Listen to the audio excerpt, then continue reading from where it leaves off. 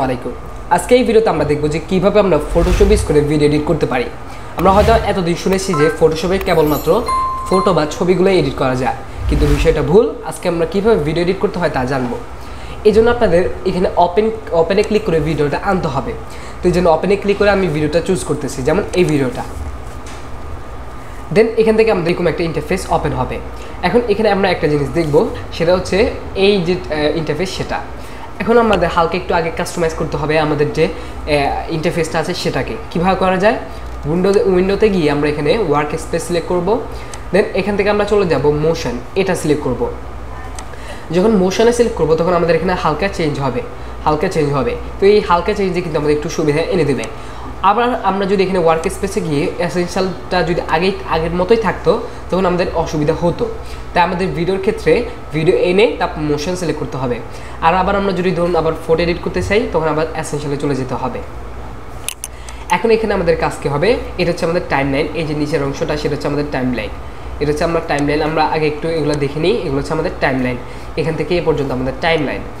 তো এখন আমরা ভিডিওটা কীভাবে কাট করব বা ট্রিম করব, এই জন্য এখান থেকে আমরা এই যে একটা অপশন দিতে পাচ্ছি কাট বা ট্রিম, এটা আমরা সিলেক্ট করব। সিলেক্ট করার পর আমরা আমাদের ভিডিও ধরুন এখান থেকে এ পর্যন্ত কাট করতে চাচ্ছি। তো এই জন্য এখানে আমরা এই কাট বাটনটা সিলেক্ট করে এখানে একটা কেটে দেব। দেন এখান থেকে ধরুন এ পর্যন্ত সিলেক্ট করতে চাচ্ছি আমরা, দেন আবার কেটে দেব। এখন এখানে কিন্তু এটা আমাদের আলাদা হয়ে গিয়েছে, এই অংশটা আলাদা হয়ে গিয়েছে। এখন আমরা এটা ডিলিট করে দিতে পারি। তো ডিলিট করার জন্য এটার উপর ক্লিক করে দেন ডিলিট। এখন এটা ডিলিট হয়ে গিয়েছে। তো এই দুইটা অংশ কিন্তু এখন আমাদের আলাদা হয়ে গিয়েছে। এখানে আমরা অন্য কিছু চাইলে অ্যাড করতে পারি। এখন এখান থেকে ধরুন আমরা ভিডিওটা ট্রিম করতে চাচ্ছি, কাট করতে চাচ্ছি না ট্রিম। তো ট্রিম করার জন্য যে ভিডিওর শেষ অংশ বা শুরু অংশ সেখান থেকে আপনার যদি ধরেন মাউসটাকে, তখন আপনার এভাবে কিন্তু চাইলে ট্রিম করতে পারবেন।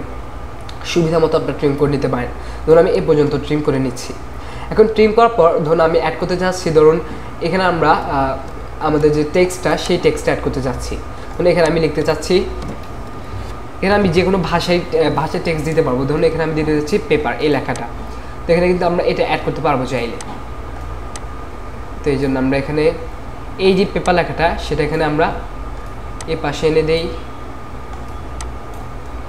দেখতে পাচ্ছেন এখানে আমাদের পেপার লেখাটা অ্যাড হয়ে গিয়েছে। আমাদের কিন্তু লেখাটা আগে এই পাশে ছিল, তাই দেখা যাচ্ছিল না কিছুই।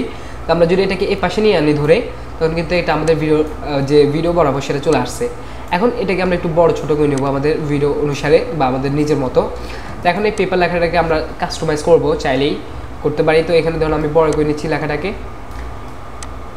ধরুন এখানে আমি এখানে দিলাম। এখন আমরা চাইলে এখানে আমরা ফন্টটাও চেঞ্জ করতে পারি। ধরুন আমি এখানে ফন্টটা চেঞ্জ করে দিচ্ছি। এভাবে আমরা ফন্টটাও চেঞ্জ করতে পারি। দেন এখান থেকে আমরা আমাদের ফন্টগুলো কীরকম হবে সেগুলো আমরা অ্যাড করতে পারি। তো মূলত এইভাবে আমরা টেক্সটও অ্যাড করতে পারি। দেন এখান থেকে আমরা চাইলে কালার গ্রেডিংও করতে পারি। এই জন্য আমরা কী করব? Ctrl+Shift+E দিয়ে সবগুলো সিলেক্ট করে নিব। Ctrl+Shift+E, তারপর ফিল্টারে গিয়ে ক্যামেরা র ফিল্টার, এবং সেখান থেকে আমাদের এই যে ভিডিওটা সেটা আমরা কালার গ্রেডিং করব। এখন এখান থেকে চাইলে আমরা আরও কাজ করতে পারি, যেমন ভিডিওটা ক্রপ করে নিতে পারি। তো ভিডিওটা এখানে আমি ক্রপ করে নিচ্ছি। ধরুন এই পর্যন্ত আমি ভিডিওটা দিলাম, দেন সিলেক্ট। এখন ভিডিওটা আমাদের ক্রপ হয়ে গিয়েছে। এখন কালার গ্রেডিংটা একটু দেখিয়ে নিই। Ctrl+Shift+E দিয়ে আমরা সবগুলো সিলেক্ট করব। দেন ফিল্টার, দেন ক্যামেরা র ফিল্টার। ক্যামেরা র ফিল্টারে ক্লিক করার পর এখান থেকে আমাদের সামনে নতুন কালার গ্রেডিংয়ের একটা অপশান আসবে, যেখান থেকে আমরা চাইলে কালার গ্রেডিং করতে পারি। তো এখান থেকে আমরা ধরুন আমাদের যে কার্ভটা সেটা একটু বাড়িয়ে নিচ্ছি। দেখতে পাচ্ছেন এটা কিন্তু পুরো ভিডিওতে বেড়ে গিয়েছে। বেসিকে গিয়ে ধরুন এখান থেকে টেম্পারেচারটা আমরা কমিয়ে দিচ্ছি, কমিয়ে গিয়েছে, বাড়িয়ে দিলে বাড়িয়ে দিচ্ছি। এভাবে কিন্তু তারা কালার গ্রেডিং করে দিবে। আমরা দেন ওকে ক্লিক করব। এখানে একটা আমাদের র একটা কালার হয়ে গিয়েছে। এটা আমরা সুন্দর করে এডিট করব, তাহলে আমাদের বিষয়টা আরও সুন্দর হবে।